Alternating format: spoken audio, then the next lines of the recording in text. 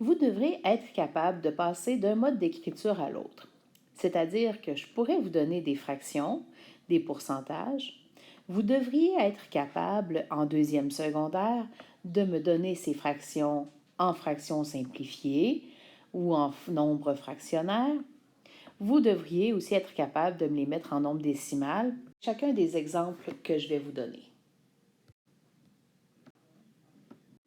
Pour passer d'un nombre décimal à une fraction décimale, il suffit de bien lire le nombre. Ici, on a 46 centièmes, parce que le 6 se trouve à la position des centièmes. Ça nous permet d'écrire facilement 46 centièmes, 46 sur 100. Le pourcentage va être vraiment très facile, 46%. Et pour ce qui est de la fraction simplifiée, on peut remarquer que le numérateur et le dénominateur se divisent par 2.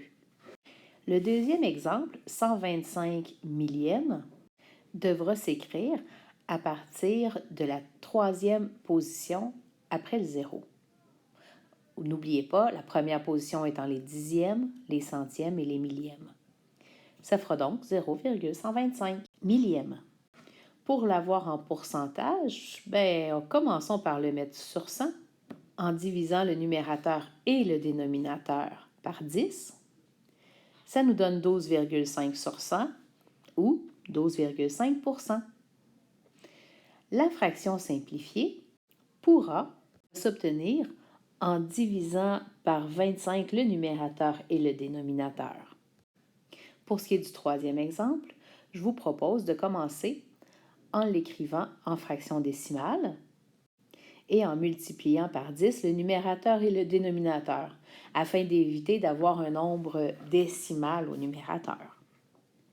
Maintenant qu'on a cette fraction, c'est assez facile de l'écrire en nombre décimal, le 3 devant aller à la position des millièmes, qui se trouve à être la troisième position après la virgule.